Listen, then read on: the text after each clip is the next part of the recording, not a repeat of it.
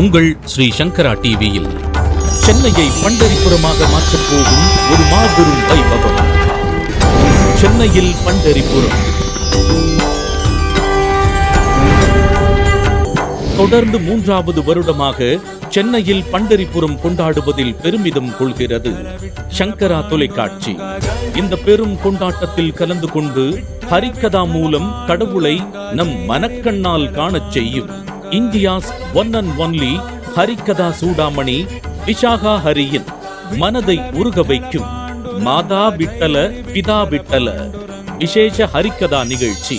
விட்டலனின் லீலைகளை நம் காதுகளுக்கு இனிமையாய் கொண்டு சேர்க்க அபங்கத்தினை ஜுகல்பந்தியாக வழங்க வருகிறார்கள் உலக பிரசித்தி பெற்ற மகாராஷ்டிராவை சேர்ந்த இசை மேதைகள் ஜெய்தீர்த் மேவுண்டி மற்றும் ஆனந்த் பாட்டே. வருடா வருடம் பண்டரிபுரத்தை நோக்கிய வார்க்கரி யாத்திரை அனுபவத்தினை நம் கண் முன்னே கொண்டு வரும் நாட்டிய நிகழ்ச்சி. நம்மை நோக்கிய விட்டலனின் வருகையாக சென்னையில் பண்டரிபுரம் நடைபெறும் நாள் ஜூலை 23ஆம் தேதி செவ்வாய்க்கிழமை மாலை 4 மணி முதல். இடம் நாரதகான சபா, ஆழ்வார்பேட்டை, சென்னை.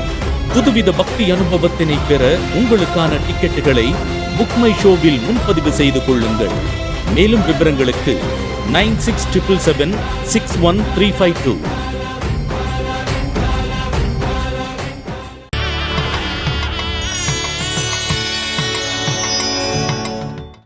ஸ்ரீ சங்கரா டிவி நேயர்களுக்கு நமஸ்காரம். இந்த இனிய காலை பொழுதிலே உங்கள் அனைவரையும் சுபதினம் நிகழ்ச்சியில் சந்திப்பதில் மிக்க மகிழ்ச்சி.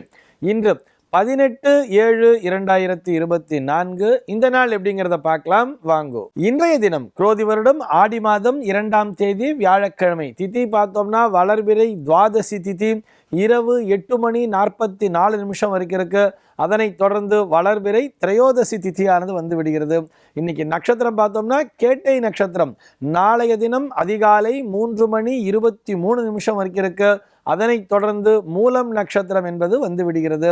இந்த நாள் முழுவதுமே ஒரு சித்தயோகம் கூடிய நாளாக அமைந்திருக்கிறது. இதுபோக பஞ்சாங்கத்திலே வரக்கூடிய யோகம் அப்படின்னு சொல்லி பார்த்தோம்னா இன்னைக்கு சுக்லம் அப்படிங்கிற ஒரு நாம யோகம் காலையில் 6:09 முடிவடைந்து பிராமியம் என்கின்ற ஒரு நாம யோகமானது வந்து விடுகிறது. கரணம் பார்த்தோம்னா பவம் அப்படிங்கிற ஒரு கரணம் காலையில் 8:59 வரைக்கும் இருக்கு. அதனைத் தொடர்ந்து பாலவம் அப்படிங்கிற ஒரு கரணமானது வந்து விடுகிறது. இந்த நாளானது ஒரு சமநோக்கு நாளாக அமைந்திருக்கிறது. இன்னைக்கு என்ன ஸ்பெஷல் அப்படின்னு சொல்லி பார்த்தோம்னா இன்றைய தினம் பஞ்சாங்கத்திலே சாதுர் மாசிய விரத ஆரம்பம் அப்படிங்கிறத கொடுத்துருப்பா. இது போக இன்றைய தினம் கரிநாள் அப்படிங்கிறதையும் கொடுத்துருக்கா. கரிநாள்னு சொன்னால் சூரியனுடைய தீட்சிண்யம் அதிகமாக இருக்கக்கூடிய நாள். ஆக இந்த நாளிலே சுப நிகழ்ச்சிகளை தவிர்க்க வேண்டும் அப்படிங்கிறதையும் சொல்லியிருக்கா.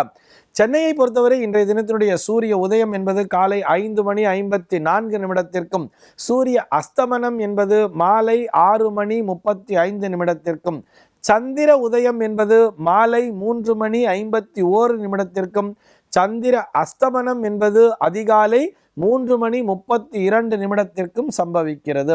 பிரம்ம முகூர்த்தம் பார்த்தோம்னா நாளைய தினம் அதிகாலை 4:24 முதல் 5:54 வரையில் நீடித்திருக்கிறது. சென்னையை பொறுத்தவரை இன்றைய தினத்தினுடைய ராகு காலம் என்பது மதியம் 1:50 முதல் 3:25 வரையிலும், யமகண்டம் என்பது காலை 5:54 முதல் 7:29 வரையிலும், குளிகை காலம் என்பது பகல் 9:04 முதல் 10:40 வரையிலும் நீடித்திருக்கிறது. இன்றைய தினத்தினுடைய தினாந்தம் சொல்லி பார்த்தோம்னா இரவு 1:40 தினாந்தம்ங்கிறத கொடுத்துருக்கா. இன்னைக்கு சூலம் பார்த்தோம்னா தெற்கே சூலம். மதியம் 2:21 வரை அந்த சூல தோஷம் என்பது உண்டு. அதற்குரிய பரிகாரமாக நல்லெண்ணெய் தானம் விடுத்துவிட்டு தெற்கு திசையை நோக்கி பயணிக்கலாம் அப்படிங்கிறதையும் சொல்லியிருக்கா. இன்றைய தினத்தினுடைய ஆன்மீக தகவலாக நம்ம என்ன பார்க்க போறோம் சொல்லி பார்த்தோம்னா இன்னைக்கு சாதுர் மாசிய விரத ஆரம்பம் அப்படிங்கிறத கொடுத்துருக்கா இல்லையா. இந்த சாதுர் மாசிய விரதம் என்றால் என்ன அப்படிங்கிறத தான் பார்க்க போறோம். நம்மில் பலரும் இந்த வார்த்தையை கேள்விப்பட்டிருப்போம். ஆனால் இவெல்லாம் என்ன நினச்சிக்கிறான்னு சொன்னால் சாதுர் மாசிய விரதம்னு சொன்னால் அது சந்நியாசிகளுக்கு மாத்திரம்தானே, நம்ம பொதுமக்கள் அது குறித்து தெரிந்து கொள்ள வேண்டிய அவசியம் இல்லை அப்படிங்கிற மாதிரி நினச்சிக்கிறா.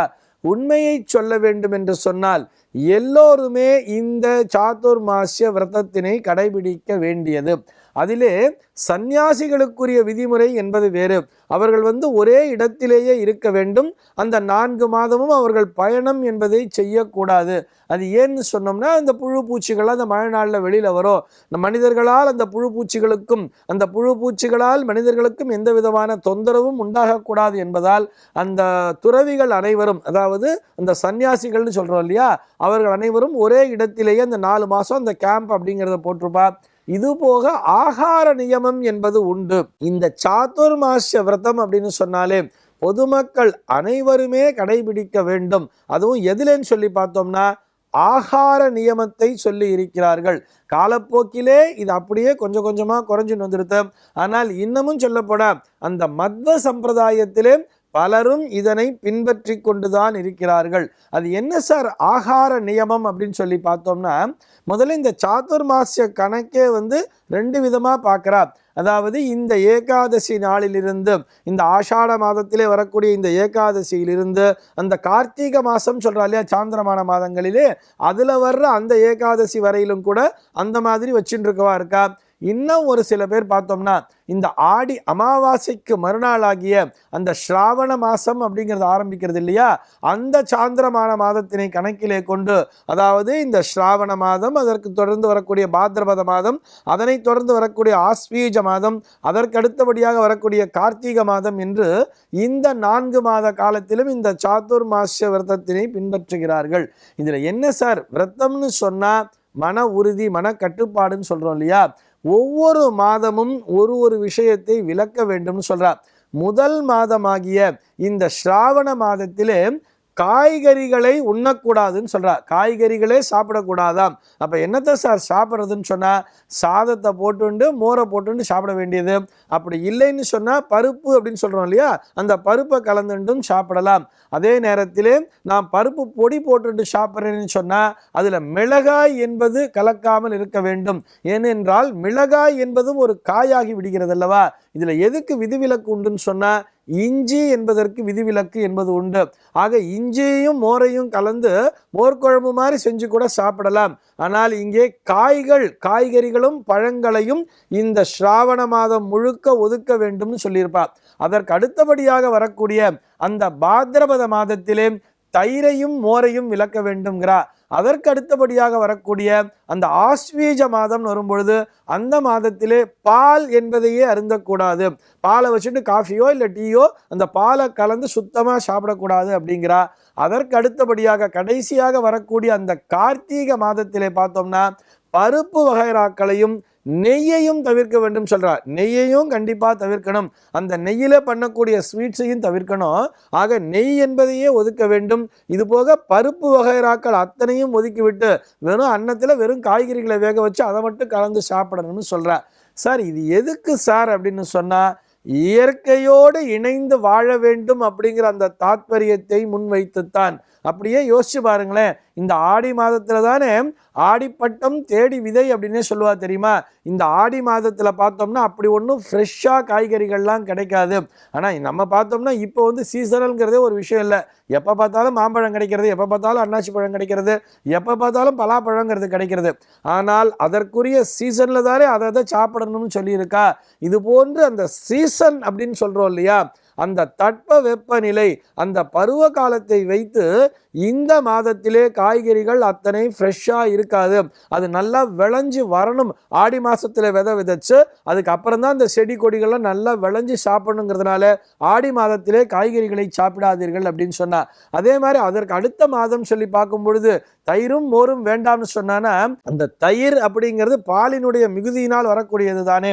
அந்த மாதத்தில் பார்த்தோம்னா பொதுவாக நம்ம நாட்டு மாடுன்னு சொல்லுவா தெரியுமா, அந்த நாட்டு மாடினுடைய பால் கறக்கின்ற தன்மை என்பது குறைந்திருக்கும். அதனால அப்ப தயிர் அப்படிங்கிறது கிடைக்கிறது சிரமமா இருக்குங்கிறதுனால அந்த மாதத்திலே தயிரை கண்ட்ரோல் பண்ணிக்கோன்னு சொன்னா. அதற்கு அடுத்த மாசம் பார்த்தோம்னா பாலையே கண்ட்ரோல் பண்ணணும்னு சொல்றா. பாலே கூடாதுன்னு சொன்னா அப்பதான் எல்லா மாடுமே கண்ணு போட்டிருக்கும். அந்த கண்ணு போட்டதன் காரணமாக அந்த மாதம் பார்த்தோம்னா அந்த சீம்பால் அப்படிங்கிறது தானே வரும். அந்த சீம்பால்னு சொன்னது ஃப்ரெஷ்ஷாக வரக்கூடிய பால். அந்த பால் கன்றுக்குட்டி தானே அருந்த வேண்டும். அந்த மிச்சமான பாலை நம்ம யூஸ் பண்ணக்கூடாது அப்படிங்கிறது அப்படிங்கிறதுனால தான் அந்த மாதத்திலே பாலை தவிர்க்க வேண்டும் சொன்னா, கடைசி மாதமாகிய கார்த்திகை மாசத்துல பருப்பு ஃபுல்லாக தவிர்க்கணும்னு சொன்னால் அந்த மாதத்திலே ஃப்ரெஷ்ஷாக பருப்புங்கிறது கிடைக்காது. அதற்கு அடுத்து அந்த மார்கசிர மாதத்தில் தான் அந்த பருப்பானது ரொம்ப ஃப்ரெஷ்ஷாக கிடைக்கும். இது போக அதற்கு முந்தின மாதம் இருக்கு இல்லையா, அந்த ஆஸ்வீஜ மாதத்தில் பார்த்தோம்னா அந்த நவராத்திரி டைமில் வெறும் சுண்டலாக சாப்பிட்டு தீர்த்திருப்போம். வெறும் சுண்டல் அப்படிங்கிறதுனால நிறைய பருப்பு வகைகளை அந்த மாதத்திலே சாப்பிட்டதால் இந்த மாதத்திலே அதை காம்பன்சேட் பண்ணுற மாதிரி அந்த கார்த்திகை மாதத்திலே பருப்பு வகைராக்களை தவிர்க்க வேண்டும் அப்படின்னு சொல்லியிருக்கா. ஆக இந்த விரதம் அத்தனையுமே நம்முடைய உடல் நலன் கருதி, இது போக அந்த சீதோஷண நிலையை கருதி, இது போக அந்த தானிய உற்பத்திங்கிற விஷயம் இருக்கு இல்லையா, இந்த தானிய உற்பத்தி என்பது பெருக வேண்டும் என்பதற்காகத்தான் இது போன்ற அந்த கட்டுப்பாடுகளை நம்முடைய முன்னோர்கள் வகுத்திருக்கிறார்கள் என்பதை புரிந்து கொள்ள வேண்டும். இந்த தகவலோடு இன்றைய தினம் நான் உங்களிடமிருந்து விடைபெற்றுக் கொள்கிறேன். மீண்டும் உங்கள் அனைவரையும் நாளைய தினம் ஒரு சுவாரஸ்யமான தகவலோடு சந்திக்கிறேன். எம்பெருமானினுடைய திருவருளினாலே இந்த நாள் உங்கள் அனைவருக்கும் சுப தினமாக அமைவதற்கு வாழ்த்துக்கள்.